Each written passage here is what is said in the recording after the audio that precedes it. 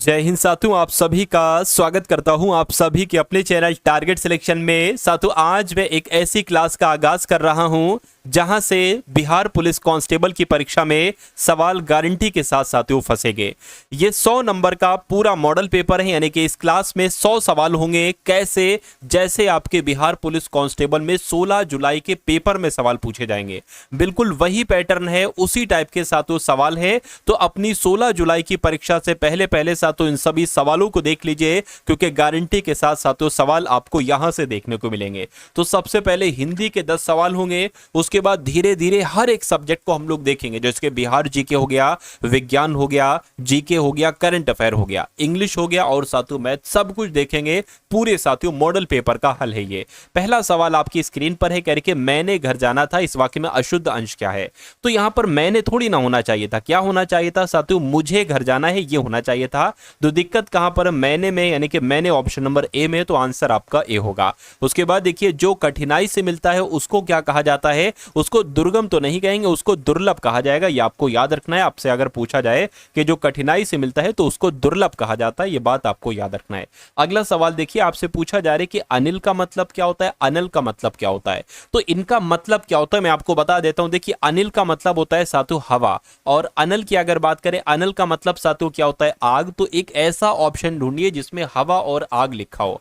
हवा और पानी लिखा है, आग और पानी लिखा है, गलत। अग्नि वायु, यहां पर वायु और अग्नि आपका आंसर हो जाएगा, और जिनका भी आंसर ए है तो बिल्कुल सही है। साथियों, अगर आपकी बिहार पुलिस कांस्टेबल की तैयारी बहुत अच्छे से नहीं हो पाई है साथियों किसी वजह से, तो मैं आपके लिए कुछ कंटेंट लेकर आया हूं, कुछ क्वेश्चंस ऐसे लेकर आया हूं साथियों, जिन क्वेश्चंस को अगर आप देख लेते हैं तो आपका पेपर साथियों बड़े आराम से क्रैक हो जाएगा। आखिर इन पीडीएफ में क्या है ये मैं आपको साथियों बता देता हूं पूरी रणनीति से। देखिए, आपको 3 पीडीएफ दी जाएगी। पहली पीडीएफ आपको जो दी जा रही है बिहार पुलिस कांस्टेबल के लिए, वो 10 मॉडल पेपर दिए जा रहे हैं। ये 10 मॉडल पेपर में क्या है साथियों? एक्सपेक्टेड क्वेश्चन है, यानी कि 100 क्वेश्चंस के ऐसे 10 मॉडल पेपर हैं जिन पर आपकी, ये समझ लीजिए, शिफ्ट यहां से लगभग कुछ नहीं 70% आपको पेपर देखने को मिलेगा। इसमें हर एक चीज है, जिस टाइप का एग्जामिनर क्वेश्चन बना सकता है उस हर एक टाइप के क्वेश्चंस को यहां पर कवर अप किया गया है। अच्छा, दूसरी पीडीएफ में मैं आपको बता दूं, जो बिहार पुलिस कांस्टेबल का साथियों पिछली साल आपका पेपर हुआ था ना साथियों, उन पेपर्स के आपको सॉल्यूशन मिलेंगे, पूरे 100 क्वेश्चन के सॉल्यूशन मिलेंगे। क्योंकि आपको पता है कि एग्जामिनर हर बार नए क्वेश्चन बहुत ज्यादा नहीं बनाता है, वो पुराने पेपर में से साथियों डिक्टो क्वेश्चन निकाल लेता है और वही साथियों प्रिंट करा देता है। तो ये अगर आप पीडीएफ ले लेते हैं तो यहां से आपके बहुत सारे सवाल मिल जाएंगे। उसके अलावा करंट अफेयर अपना एक अहम रोल निभाएगा साथियों इस बार भी। तो आपको इंपॉर्टेंट क्वेश्चन दिए जा रहे हैं साथियों एमसीक्यू फॉर्म में, बहुविकल्पीय टाइप से 1000 क्वेश्चन। मैं कहूंगा अगर 1000 क्वेश्चन आप फटाफट कर लेंगे तो जितने भी साथियों 10 से 12 सवाल करंट अफेयर के आएंगे वो यहीं से आएंगे। और सबसे अच्छी बात यह है साथियों कि हर क्वेश्चन के नीचे ही उसका आंसर है और उसके नीचे ही उसका सॉल्यूशन है, और उससे संबंधित जो 2-4 क्वेश्चन बन सकते हैं साथियों वो भी आपको देखने को मिल जाएंगे। तो ये पीडीएफ आपको सिर्फ और सिर्फ साथियों 45 रुपए में दी जा रही है। डिस्क्रिप्शन में लिंक है बिहार पुलिस कांस्टेबल पीडीएफ का, उस लिंक पर आप क्लिक करेंगे तो आप हमारे व्हाट्सएप पर आ जाएंगे। वहां पर आपको एक क्यूआर कोड दिया जाएगा। इस क्यूआर कोड पर 45 रुपए का जब आप पेमेंट करेंगे तो ये तीनों पीडीएफ आपको साथियों वहीं पर भेज दी जाएंगी। मैं कहूंगा साथियों, अगर आपकी तैयारी कम है तो इस पीडीएफ को एक बार सरसरी निगाहों से आप लोग देखकर चले जाना, पेपर आपका साथियों बड़े ही आराम से क्रैक हो जाएगा। तो डिस्क्रिप्शन में लिंक है, या उसके अलावा टारगेट सिलेक्शन ऐप को डाउनलोड कर भी आप साथियों इस पीडीएफ को प्राप्त कर सकते हैं 45 रुपए में। निम्नलिखित में से तद्भव शब्द आपको बताना है। तो इन चारों ऑप्शन में से साथियों तद्भव शब्द कौन सा है? देखिए, अचरज, अंधकार, अंगरक्षक, आशा। मैं कहूंगा साथियों ये तीनों शब्द जो है ना साथियों ये तत्सम शब्द हैं। कैसे? ये तत्सम शब्द है, लेकिन अचरज शब्द जो है ना ये आपका तद्भव शब्द है। अगर इसका तत्सम मैं आपसे कहूं तो क्या होगा? तो साथियों आश्चर्य होगा। क्या होगा साथियों? आश्चर्य होगा। चलिए अगला सवाल देखिए, करके लिखावट में प्रत्यय साथियों क्या है? तो लिखावट की अगर बात करें यहां पर आवड प्रत्यय हो जाएगा। क्या आवड प्रत्यय हो जाएगा? आंसर आपका डी होगा। कह रहे कि पराजय में उपसर्ग बताइए क्या होगा? तो पराजय में साथियों देखिए परा अलग हो जाएगा, जय अलग हो जाएगा, यानी कि परा जो होगा वो साथियों उपसर्ग हो जाएगा। नेक्स्ट नंबर का सवाल कह रहे कि अनुपम का पर्यायवाची क्या होता है? तो अनुपम की अगर बात करें, अनुपम को स्वर्गीय नहीं कहा जाता है, लौकिक नहीं कहा जाता है, पार्थिव नहीं कहा जाता है, अनुपम को साथियों अद्वितीय कहा जाता है। इस प्रकार जिनका भी आंसर ऑप्शन नंबर डी है तो बिल्कुल सही है। अगला सवाल कह रहे कि कलिंदी का एक पर्यायवाची इनमें से है, वो कौन सा है बताइए? तो कलिंदी को सरस्वती नहीं कहते, लक्ष्मी, गंगा नहीं कहते, यमुना कहा जाता है, यानी कि यमुना का यह पर्यायवाची होता है साथियों कालिंदी। अगला सवाल कह रहे कि महोत्सव का संधि विच्छेद क्या होगा, मुझे बताइए। तो महोत्सव शब्द की अगर हम बात करते हैं साथियों, महाधन उत्सव, ये कहां पर लिखा हुआ है, ये ऑप्शन नंबर साथियों बी में लिखा, और यही आपका आंसर है। इसमें कौन सी संधि है ये आप लोग एक बार साथियों कमेंट सेक्शन में मुझे बता दीजिए, मैं आपके कमेंट को देखूंगा। उसके बाद देखिए कि निम्नलिखित में से शुद्ध वर्तनी वाला शब्द आपको बताना है साथियों, यहां पर कौन सा है, फटाफट बताइए। अस्पृश्यता कैसे लिखा जाता है, तो साथियों अस्पृश्यता की अगर बात करें तो जैसे ऑप्शन नंबर सी में लिखा हुआ ऐसे लिखा जाता है साथियों अस्पृश्यता। तो ये हिंदी के साथियों 10 सवाल हो गए। अब उसके बाद साथियों और सब्जेक्ट के आप लोग यहां पर सवाल देखते रहिए, आपकी तैयारी इतनी तगड़ी करवा दूंगा साथियों कि आपका कोई सानी नहीं हो सकता, कोई मुकाबला आपका नहीं कर सकता बिहार पुलिस कांस्टेबल के एग्जाम में। आप किसी को हरा सको ना हरा सको ये बात अलग है, आपको जिता दूंगा साथियों मैं इस फील्ड में, इस क्षेत्र में, इस एग्जाम में मैं आपको जिता दूंगा। चलिए तो अब अगले नंबर के सवाल देख लीजिए। कह रहे कि किस आंदोलन के दौरान आजाद दस्ता ये बिहार में सक्रिय था। तो ये साथियों किस आंदोलन के दौरान था, ये भारत छोड़ो आंदोलन के दौरान ये साथियों आजाद दस्ता ये बिहार में सक्रिय था, है ना, ये आपको याद रखना है।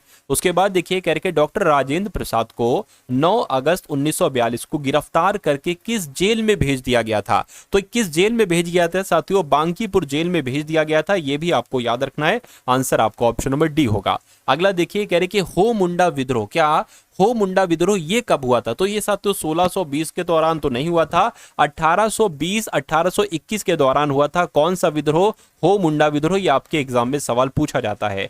अगला सवाल है कह रहे कि 1899 1900 के दौरान कि मुंडा क्रांति का नेता कौन था। तो मुंडा क्रांति का नेता अगर आपसे पूछा जाए तो बिरसा मुंडा थे, बहुत फेमस है ये बिरसा मुंडा साथियों, ये मुंडा क्रांति के नेता थे, ये आपको याद रखना है। और मुंडा क्रांति कब हुई थी, 1899 1900 के दौर में हुई थी। अगला सवाल कह रहे कि 1855 में संथालों ने किस अंग्रेज कमांडर को हरा दिया था। तो किस अंग्रेज को हराया था, मेजर बोरो कमांडर को साथियों हरा दिया था, ये आपको याद रखना है। आंसर आपका बी होगा। उसके बाद देखिए कह रहे कि मौर्य काल में शिक्षा का सबसे प्रसिद्ध केंद्र कौन सा था। तो तक्षशिला की अगर हम बात करें तो साथियों तक्षशिला आपके सवाल का बिल्कुल सही जवाब है, यानी कि मौर्य काल में शिक्षा का सबसे प्रसिद्ध केंद्र तक्षशिला ही था। महात्मा गांधी के पहले के काल की तुलना में बिहार में राष्ट्रीय सक्रियता का अभाव किस बात से अभाव में देखा जा सकता है। तो किस बात से साथियों देखा जा सकता है, एकीकृत समुदाय, चरमपंथी समूह, रचनात्मक क्षेत्रीय अभिजन या वर्चस्वाली मध्यम वर्ग। तो अगर ये सवाल आता है तो साथियों एकीकृत समुदाय आप लोग लगा देंगे। अगला देखिए कह रहे कि सारण सिंचाई नहर ये किस नदी से निकलती है। तो अगर आपके एग्जाम में पूछा जाए तो मैं कहूंगा गंडक नदी से निकलती है, यानी कि सारण सिंचाई नहर जो है ना साथियों ये गंडक नदी से निकलती है। उसके बाद देखिए बिहार प्रांतीय किसान सभा का गठन कब किया गया। तो मार्च 1929 में ही साथियों बिहार प्रांतीय किसान सभा का गठन किया गया। ये इंपॉर्टेंट क्वेश्चन है साथियों, आप लोग याद रखेंगे।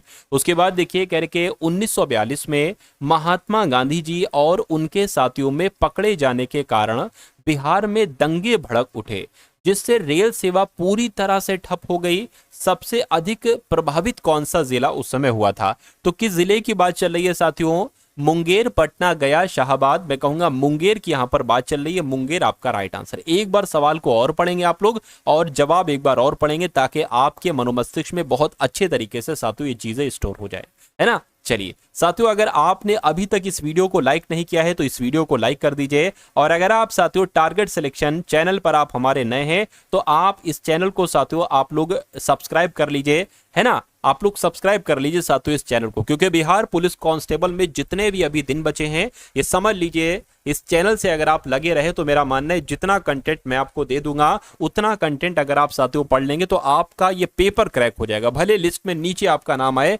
लेकिन नाम आपका साथियों जरूर आएगा। चलिए तो अब बात करते करें कि होयसल, है ना, होयसलेश्वर मंदिर की जब हम बात करें तो ये कहां पर है साथियों आपको बताने। क्या ये तमिलनाडु में, उड़ीसा में, पश्चिम बंगाल, कर्नाटक? बिल्कुल साथियों ये कर्नाटक में है होयसलेश्वर मंदिर। अगला सवाल कह रहे कि कंदरिया महादेव मंदिर कहां पर है। तो कंदरिया देव महादेव मंदिर साथियों कहां पर है, खजुराहो में। कहां पर है साथियों, खजुराहो में है। उसके बाद देखिए निम्नलिखित में से कौन सा शहर स्वामी नारायण अक्षरधाम मंदिर के लिए प्रसिद्ध है।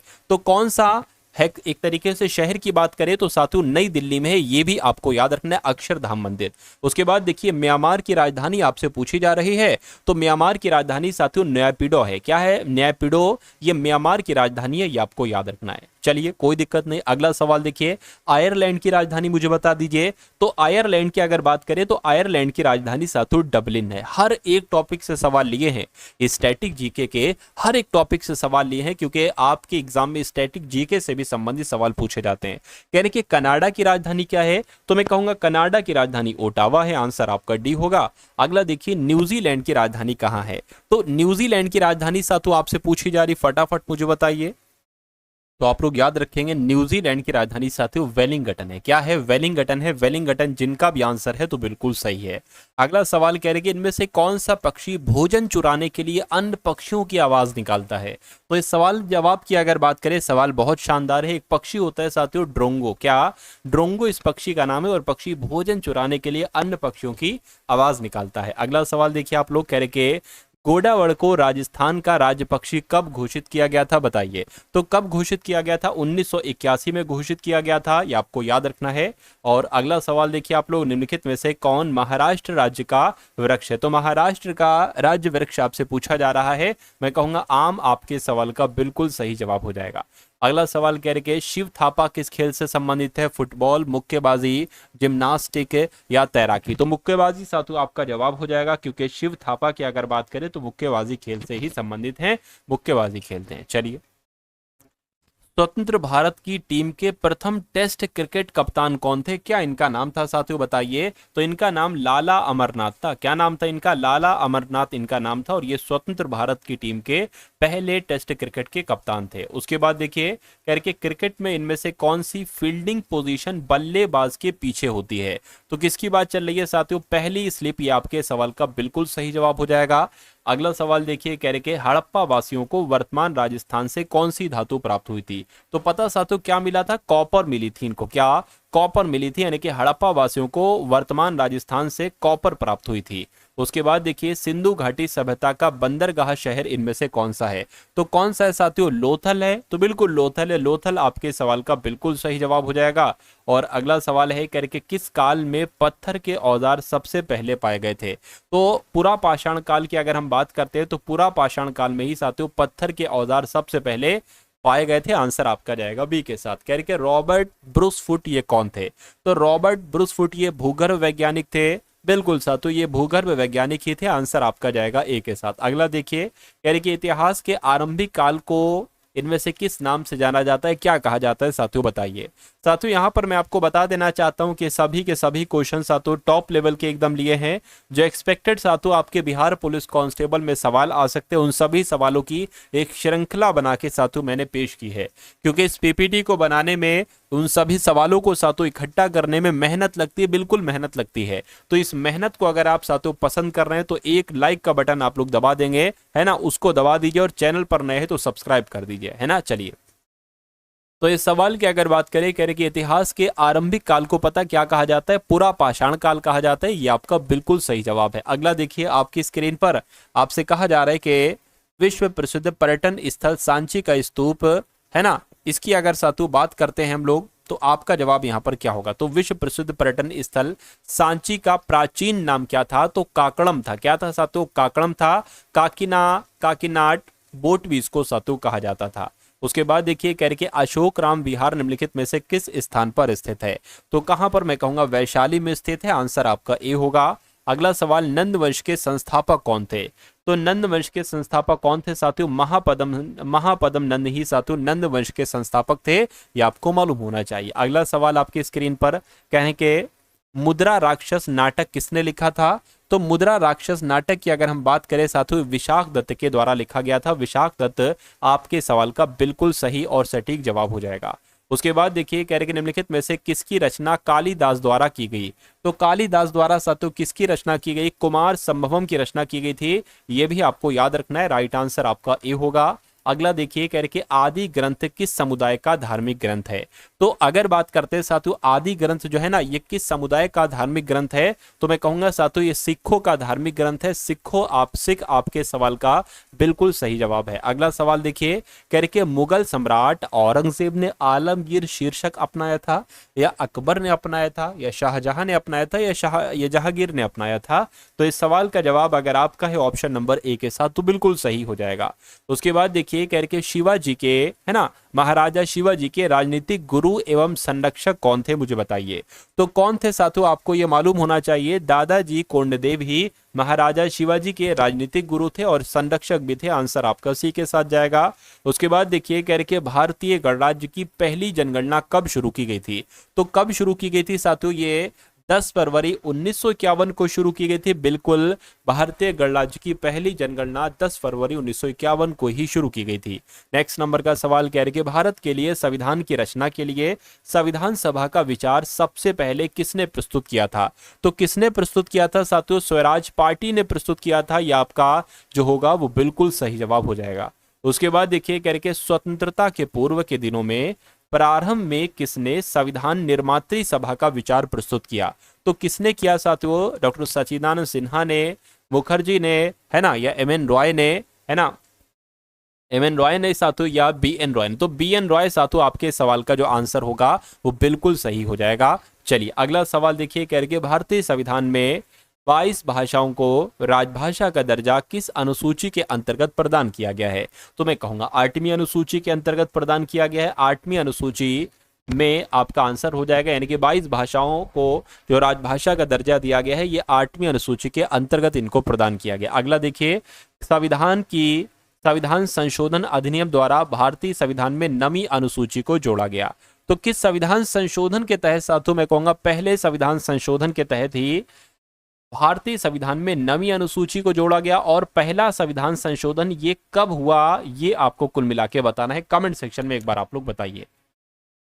उसके बाद देखिए साथियों अगले नंबर के सवाल आपके सामने है, कह रहे कि हाल ही में किसे बीसीसी द्वारा 2024 भारतीय sport women of the year नामित किया गया। तो साथियों किसको किया गया है, आपको ये मालूम होना चाहिए, मनु भाकर को किया गया है। राइट आंसर आपका बी होगा। देखिए करंट अफेयर के आपके कुछ नहीं साथियों 12 से 15 सवाल पूछे जाएंगे करंट अफेयर के। तो करंट अफेयर के कुछ इंपॉर्टेंट क्वेश्चन देख लीजिए। देखिए ये वही क्वेश्चन है जो पहले हम लोगों ने पढ़ा था। कह रहे कि 2 बार की ओलंपिक पदक विजेता निशानेबाज मनु भाकर को, अब आपसे पूछा जा सकता है कि मनु भाकर का संबंध किस खेल से है, तो निशानेबाजी से है।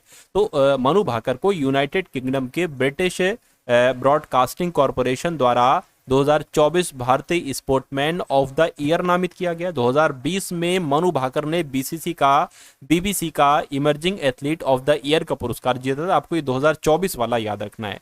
उसके बाद देखिए कह रहे कि हाल ही में कहाँ स्काई वॉक का उद्घाटन किया गया है। तो साथियों कहां पर किया गया है, मैं कहूंगा कहां पर किया गया, मिजोरम में। बिल्कुल साथियों मिजोरम में ही पहले स्काई वॉक का उद्घाटन किया गया। अगला देखिए कह रहे कि फ्यूचर ब्रांड इंडेक्स की ग्लोबल रैंकिंग में कौन शीर्ष पर रहा है।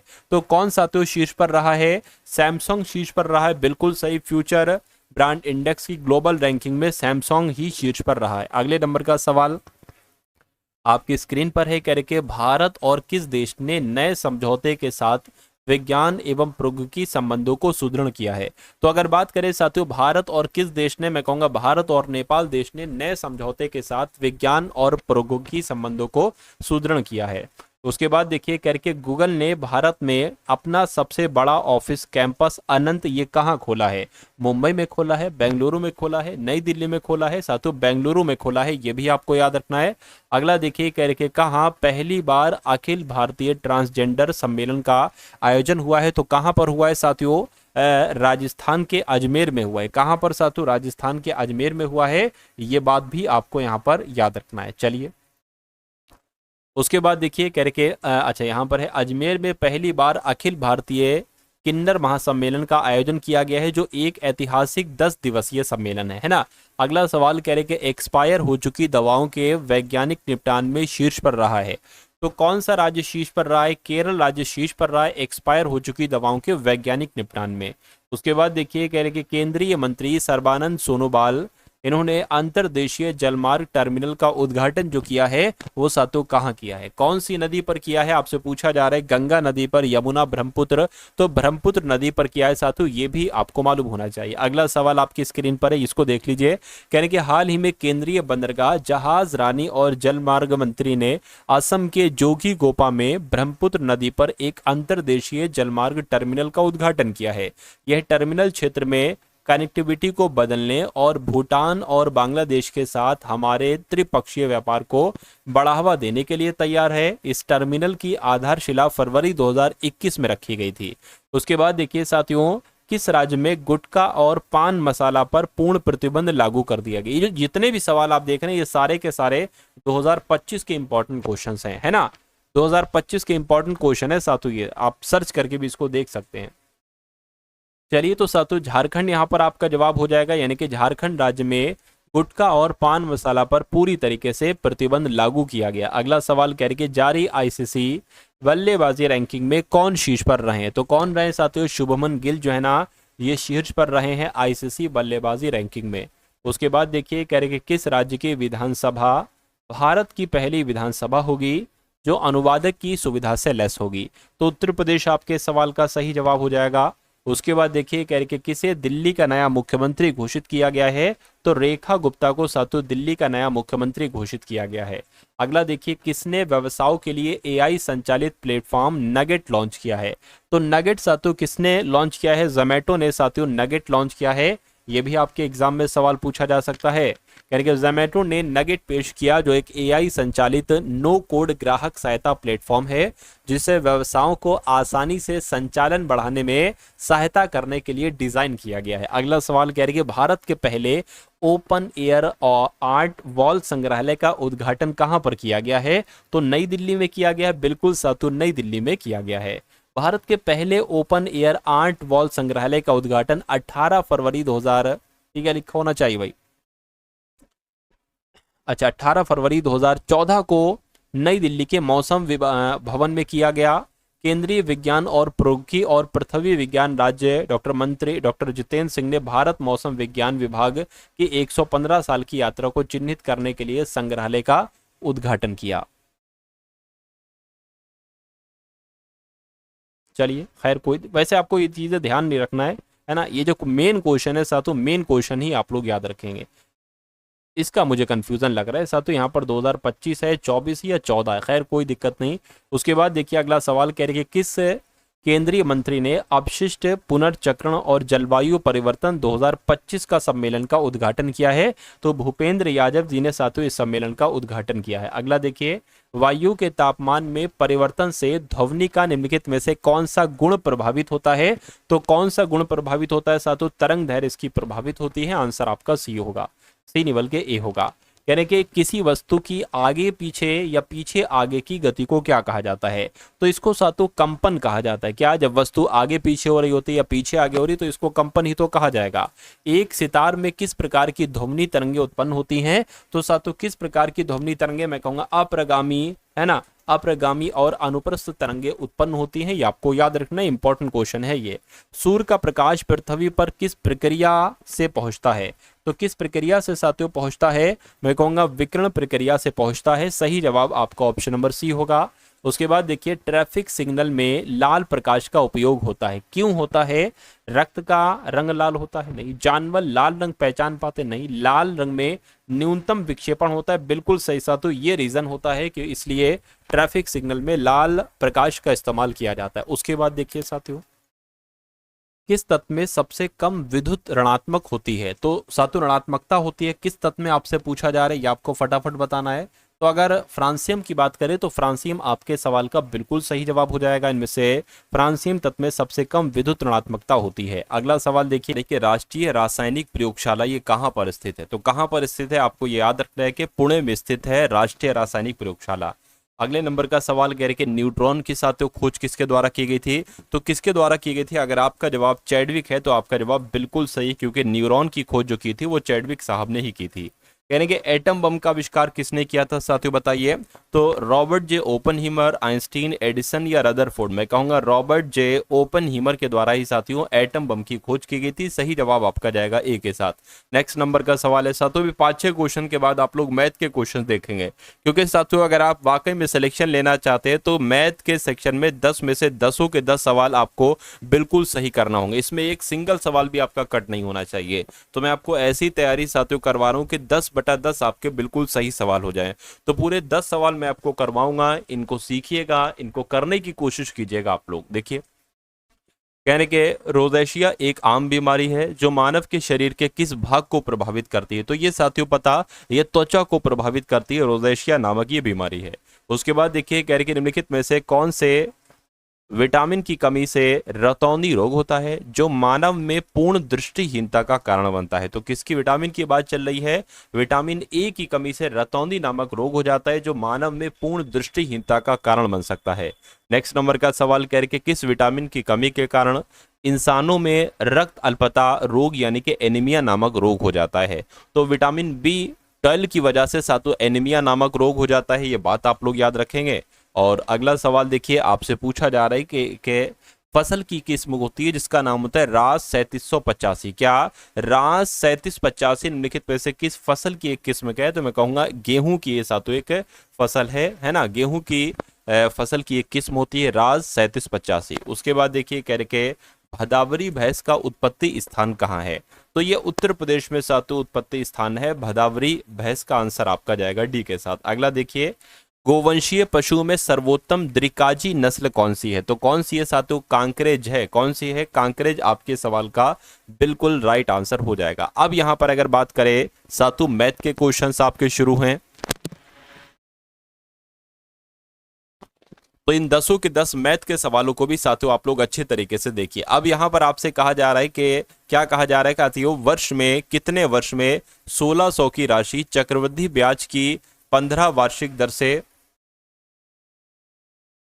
तो यहां पर हमें मिश्रधन भी पता है और साथियों मूलधन भी पता है। तो इस सवाल को हम कैसे कर सकते हैं, देखिए जरा, आपने एक सूत्र साथियों पढ़ा होगा क्या, कि मिश्रधन यानी कि A बराबर P मूलधन 1 प्लस R अपॉन 100 की पावर T, है ना। यहाँ पर मिश्रधन है, मूलधन है, R है ना, R भी है साथियों। आपको T बताने कितने वर्षों में T कब आना आपको यहाँ पर साथियों बताना होगा। चलिए इस सवाल को हम सॉल्व करने की कोशिश करते हैं। देखिए मिश्रधन कितना है साथियों, 2116 है।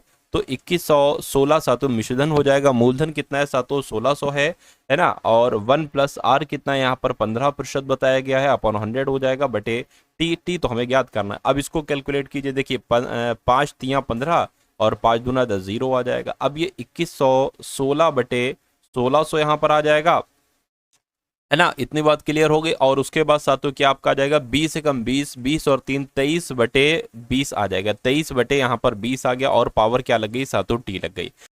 2 से कट कर लेते, देखिए 2 चौके 2 अट्ठे कितना हो जाएगा, 16 हो जाएगा। 2 से कट करेंगे, 2 एकम 2, 0 आ गया। 2 पंजे 10, 2 अट्ठे 16 और कट करेंगे साथियों, 2 चौक 8, 400 आ गया। इसको कट करेंगे साथियों, 2 पंजे 10, 2 दूना 4, 2 नीम 18, यानी कि अब यहाँ पर आ चुका है आपके सामने 529 बटा 400 और बराबर क्या है साथियों, 23 बटा 20 है। इसकी पावर कितनी है साथियों, T है, और T का मान आपको निकालना है। अब देखिए ये 20 का स्क्वायर है और ये 23 का स्क्वायर है। 20 का स्क्वायर 400, 23 का स्क्वायर 529 होता है। तो इसको हम पता है किस तरीके से लिख सकते हैं, देखिए 23 का और 40 का ये आपका क्या हो जाएगा साथियों, स्क्वायर हो जाएगा। और इधर क्या हो जाएगा, 23 बटा 20 का 23 बटा 20 का यहाँ पर T आ जाएगा। अब 23 बटा 40 और ये क्या है, एक सेकंड, ये मैंने 40 क्यों लिख दिया, यहाँ पर तो मुझे 20 लिखना चाहिए ना। ये 20 का स्क्वायर है, ये 23 का स्क्वायर है। तो 23 बटा 20 इधर भी है, 23 बटा 20 इधर भी है, यानी कि 23 बटा 20 से पूरा 23 बटा 20 कैंसिल हो जाएगा। बचेगा T बराबर 2, यानी कि T बराबर जो आया है वो 2 वर्ष आया है। और यही वर्ष आपसे पूछा जा रहा था कितने वर्ष में, तो मैं कहूंगा 2 वर्ष में। आंसर आपका जाएगा ऑप्शन नंबर बी के साथ। सेम टू सेम यही लॉजिक पर साथियों क्वेश्चन आपसे पूछे जाते हैं, इसलिए इस सवाल को आप लोग थोड़ा ध्यान रखें कि हाँ भाई इस तरीके से सवाल को किया जाएगा। नेक्स्ट नंबर का सवाल आपकी स्क्रीन पर है। आपसे कहा जा रहा है कि यदि 10 कमीजों का क्रय मूल्य 8 कमीजों के विक्रय मूल्य के बराबर है तो लाभ होगा या हानि होगी, बताइए क्या होगा। तो देखिए इस सवाल अगर कभी भी आपसे ऐसा कहा जाए कि इतनी कमीजों का क्रय मूल्य का मतलब होता है साथियों जिस मूल्य पर आपने कोई चीज खरीदी है, और विक्रय मूल्य का मतलब होता है वही चीज आपने जिस मूल्य पर बेच दी है ना। तो कभी भी अगर ऐसा आए कि इतनी कमीजों का क्रय मूल्य इतनी कमीजों के विक्रय मूल्य के बराबर है तो लाभ होगा हानि, इसका सिर्फ एक ही फंडा है। देखिए क्रय मूल्य को इंग्लिश में हम कह सकते हैं कॉस्ट प्राइस यानी कि CP, और विक्रय मूल्य को इंग्लिश में कह सकते हैं सेलिंग प्राइस यानी कि SP। तो यहाँ पर कहा गया है कि 10 कमीजों का क्रय मूल्य, मैं कहूंगा साथियों 10 कमीजों का क्रय मूल्य यानी कि CP, ये जो बराबर है ना साथियों, ये लिखा हो बराबर जो है किसके बराबर है, 8 कमीजों के विक्रय मूल्य यानी कि सेलिंग प्राइस के बराबर है। तो अब यहां से हमें CP और SP बोले तो क्रय मूल्य और विक्रय मूल्य का अनुपात पता चल जाएगा। कैसे, CP लिखा बटे में आ जाएगा SP यानी कि विक्रय मूल्य, ये क्रय मूल्य हो गए, ये विक्रय मूल्य हो गए, ये 8 है ना, और 8 के नीचे क्या आ जाएगा, 10 आ जाएगा। इसको अगर आप कट करोगे तो 2 चौक 8, 2 पंजे 10, यानी कि अगर क्रय मूल्य 4 है तो विक्रय मूल्य सातु 5 होगा। अगर यानी कि आपने कोई चीज 4 रुपए में खरीदी, 5 रुपए में बेच दी, तो जाहिर सी बात है सातु 1 रुपए का आपको प्रॉफिट होगा। इस 1 रुपए को ही आपको प्रतिशत में बदलना है, इसलिए 100 से गुणा करेंगे और नीचे हमेशा क्रय मूल्य आता है सातु 4 से कट करेंगे तो 25 आ जाएगा, यानी कि जो प्रॉफिट होगा, लाभ होगा, वो 25% का होगा। और ऐसा कहां पर लिखा हुआ है? ऐसा ऑप्शन नंबर बी में लिखा हुआ है। उसके बाद देखिए सातु अगले नंबर का सवाल है कि यदि किसी बिल की राशि में 10% की कमी हो जाती है तो 779 का भुगतान किया जाता है, मूल बिल कितना होगा? यानी कि आपसे मूल बिल पूछा जा रहा है। देखिए 10% की कमी हो जाती है यानी कि 90% के बारे में बताया जा रहा है। तो 10% की कमी हो जाती है तो 279 रुपए हो जाता है, यानी कि 290% की वैल्यू 279 है। आपको मूल बिल बताना है, यानी कि आपको 100% की वैल्यू बताना है। तो अगर 1% की वैल्यू हम देखें ना तो 90%, ये 1% की वैल्यू आ गई, 1% की वैल्यू। अब अगर इसको साथों क्या हमें 100% की वैल्यू बनाना है तो 100 से गुणा करनी पड़ेगी और इसकी भी साथों 100 से गुणा करनी पड़ेगी। इस जीरो से ये जीरो कैंसिल हो जाएगा, 9 से इसको कट करके देखिए 2790 को 9 से, है ना, तो 9 तिया 27, 9 एकम 9 हो जाएगा और जो जीरो है वो जीरो हो जाएगा, यानी कि मूल बिल कितना होगा? 310 होगा। 310 रुपए कहां पर लिखा हुआ है? ऑप्शन नंबर किस में लिखा है? ऑप्शन नंबर सी में लिखा हुआ है। समझ में आ गया साथों ये सवाल? ऐसे सवाल आएंगे, इससे बाहर आपका पेपर नहीं जाने वाला है। चलिए अगले नंबर का सातों सवाल आप लोग देख लीजिए और बता दीजिए आपके सवाल का जवाब क्या होगा। यानी कि 400 मीटर लंबी एक ट्रेन 60 किलोमीटर प्रति घंटा की चाल से यात्रा कर रही है। 600 मीटर लंबे पुल को पार करने में वो कितना समय लेगी? समय पूछा जा रहा है ना, समय पूछा जा रहा है। तो आप सभी लोग जानते हैं कि समय बराबर क्या होता है? समय बराबर होता है सातु दूरी बटे चाल। क्या होता है सातु? दूरी बटे चाल होता है। अच्छा, कभी भी अगर आपको, है ना, कभी भी आपको ट्रेन की लंबाई दे दी जाए जो कि ये दे रखी है, और कभी भी आपको पुल की लंबाई दे दी जाए, तो दूरी बराबर होता है ट्रेन की लंबाई प्लस पुल की लंबाई, यानी कि दूरी बराबर क्या हो जाएगा? 400 प्लस 600 हो जाएगा। ठीक है। चाल की अगर बात करें, चाल यहाँ पर साथियों किलोमीटर प्रति घंटे में दे रखी है और यहाँ पर आंसर हमें मीटर प्रति मिनट ऐसे करके मीटर प्रति सेकंड में निकालना है या मिनट में निकालना है। यहाँ पर भी साथियों ये मीटर में दे रखा है तो इसको मीटर में ही कर लो, मीटर प्रति सेकंड में कर लो, है ना। चलिए, तो अगर किसी भी किलोमीटर प्रति घंटा की चाल को मीटर प्रति सेकंड में बदलना होता है तो 5/18 से उसकी गुणा कराई जाती है। ये बात पता है ना आपको? तो 3 छंग 18, 3 दूना 6, ये आ चुका है ना। इसको अगर कट करोगे साथियों कितना आ जाएगा? देखिए जरा, ये तो 100 हो जाएगा, 100/6 यानी कि 50/3 यहाँ पर आ जाएगा। तो चाल आपकी कितनी निकलेगी साथियों? 50/3 यहाँ पर निकलेगी। तो यहीं पर साथियों चाल हम लिख देते हैं 50/3। अब ये 3 ऊपर चला जाएगा, देखिए ऊपर क्या हो जाएगा? ऊपर तो 1000 हो जाएगा, गुणा 3 हो जाएगा, बटे 50 हो जाएगा। 50 दूना 100 हो जाएगा। 20 तिया कितना हो जाएगा साथियों? 20 तिया आपका 60 हो जाएगा, है ना। 20 तिया आपका क्या हो जाएगा साथियों? 60 हो जाएगा। और मैंने बताया था ना कि ये अब 4 मीटर प्रति सेकंड यानी कि सेकंड में समय निकला है। जब सेकंड में यानी कि 60 सेकंड जो होता है वो साथियों 1 मिनट के बराबर होता है ना। 1 मिनट के बराबर ही तो होता है। तो अगर ऑप्शंस में 60 सेकंड दे रखा होता तो 60 सेकंड लगा देते, लेकिन 60 सेकंड नहीं दे रखा है, इसकी जगह पर 1 मिनट दे रखा है तो 1 मिनट यहाँ पर हम लोग लगा देंगे। उसके बाद देखिए अगला सवाल साथियों आपकी स्क्रीन पर है, देखिए और बताइए सही जवाब आपका क्या हो सकता है। यानी कि एक संख्या में 5% की कमी की गई और फिर 5% की वृद्धि की गई, शुद्ध वृद्धि या कमी कितनी होगी साथियों? ये बात आपसे पूछी जा रही है। अगर कभी भी साथियों 2% आपको दिया जाए, 1% कमी, दूसरी प्रतिशत लाभ, या पहली प्रतिशत लाभ दूसरी प्रतिशत कमी, तो और पूछा जाए कि कुल क्या होगा? वृद्धि होगी, लाभ होगा, कमी क्या होगी? तो इसका एक ही सूत्र होता है, वो मैं आपको बता देता हूं, x + y + x गुणा y अपॉन 100, है ना। कमी, अब इसको मान लें कमी कहा गया है साथियों तो 5 आ जाएगा, वो भी माइनस का, और फिर वृद्धि हुई है तो प्लस का 5 आ जाएगा, है ना। और फिर यहाँ पर प्लस आ जाएगा, फिर यहाँ पर साथियों 5 गुणा 5 आ जाएगा, पहला माइनस का था, और बटे में 100 आ जाएगा। तो इससे ये तो कैंसिल हो जाएगा, 5 + 5 माइनस कैंसिल हो जाएगा, ये आपका 5 पंजे 25 हो जाएगा, 25/7 ये आपका 100 हो जाएगा, है ना। लेकिन माइनस का आएगा ये। अब इसको अगर कैलकुलेट करोगे तो देखिए साथियों पॉइंट लगाएंगे, जीरो बढ़ाएंगे, है ना। अब 0 से 0 कैंसिल हो जाएगा, 10 से 25 कैंसिल करोगे साथियों कितना आ जाएगा? 2.5 आ जाएगा, यानी कि 2.25% की कमी होगी। तो 0.25% की साथियों कमी कहां पर लिखी हुई देखिए जरा, कहां पर लिखी? ऑप्शन नंबर सी में लिखी हुई है। तो ऑप्शन नंबर सी आपके सवाल का बिल्कुल सही और सटीक जवाब होगा। उसके बाद देखिए साथियों नेक्स्ट नंबर का क्वेश्चन है, कह रहे कि उस घन का आयतन क्या होगा जिसका कुल पृष्ठीय क्षेत्रफल 1944 सेंटीमीटर स्क्वायर है। यानी कि घन का कुल पृष्ठीय क्षेत्रफल आपको दे रखा है, आपसे घन का आयतन पूछा जा रहा है। तो सबसे पहले तो आपको साथियों ये मालूम होना चाहिए कि घन का आयतन का यहाँ पर सूत्र क्या होता है ना। घन का आयतन का सूत्र क्या होता है साथियों, 6a स्क्वायर होता है। क्या कुल पृष्ठीय क्षेत्रफल कितना दे रखा है साथियों, 1944 दे रखा है। तो घन का पृष्ठीय क्षेत्रफल की अगर बात करें साथियों, घन का पृष्ठीय क्षेत्रफल एक तरीके से साथियों 6a स्क्वायर हो जाएगा। 6a स्क्वायर बराबर कितना है, 1944 यहाँ पर साथियों दे रखा है ना, कोई दिक्कत नहीं है। घन का आयतन साथियों a क्यूब हो जाएगा, a यहाँ से हम लोग निकालेंगे तो a स्क्वायर बराबर क्या हो जाएगा, 1944 हो जाएगा, बटे कितना हो जाएगा, 6 हो जाएगा। 6 से अगर इसको कट करें तो 6 कम 6, 6 3 18, 6 दूना 12, 6 चौक 24, यानी कि a बराबर 324 निकला। यानी कि ये किसी का स्क्वायर है, तो मैं कहूंगा ये तो 18 का स्क्वायर है, यानी कि 18 गुणा 18।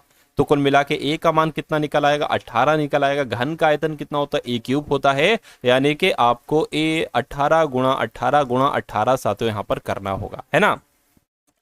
तो 18 का क्यूब कितना होता है साथियों, मैं आपको बता देता हूं, 5832 होता है। 5832 सेंटीमीटर क्यूब आपका बिल्कुल सही जवाब हो जाएगा। ऐसा कहां पर लिखा हुआ है, ऑप्शन नंबर सी में लिखा हो। समझ गए साथियों। उसके बाद देखिए साथियों अगला सवाल करके m+3 m+5, क्या m+3 यहाँ पर है और m+5 है, फिर m+6 है और m+9 है और m+12 है। इसका माध्य आपको निकालना है। तो आप सभी लोग जानते हैं साथियों माध्य बराबर क्या होता है। माध्य आप यहाँ पर कैसे निकालते हैं, माध्य बराबर होता है साथियों कुल योग, यानी कि इनका जितना योग निकलेगा और साथियों उसके बाद कुल संख्या से आपको इसको भाग करा देना है। क्या आपको कुल संख्या से साथियों इसको यहाँ पर भाग करा देना है। तो इसका सबसे पहले योग आपको निकालना होगा, है ना। क्या निकालना होगा साथियों, सबसे पहले योग निकालना होगा। योग कैसे निकालेंगे, देखिए m+3 है, इन सबको जोड़ देंगे बाद में।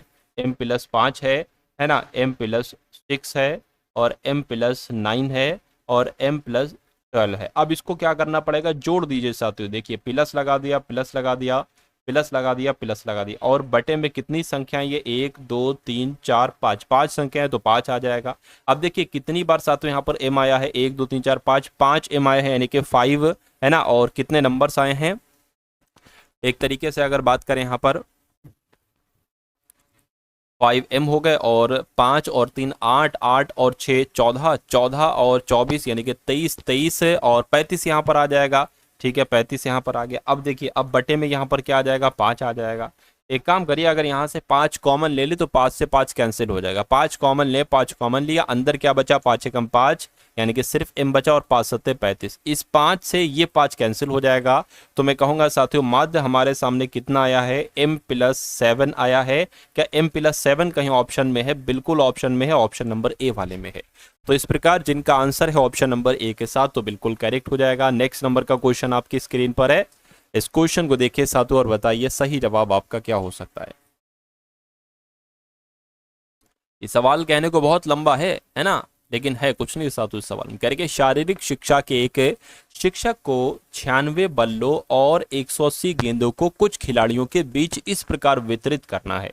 यानी कि वो एक ट्रेनर हैं शारीरिक शिक्षा के, एक शिक्षक टीचर हैं शारीरिक शिक्षा के, है ना। 96 बल्ले हैं उनके पास और 180 गेंदे हैं, ये उनको बांटना चाहते हैं साथियों स्टूडेंट्स में। करके सभी खिलाड़ियों को, मतलब खिलाड़ियों को बांटना चाहते हैं। सभी खिलाड़ियों को बल्लों की समान संख्या प्राप्त होना चाहिए, इसी प्रकार सभी खिलाड़ियों को समान संख्या में गेंदें भी प्राप्त होनी चाहिए।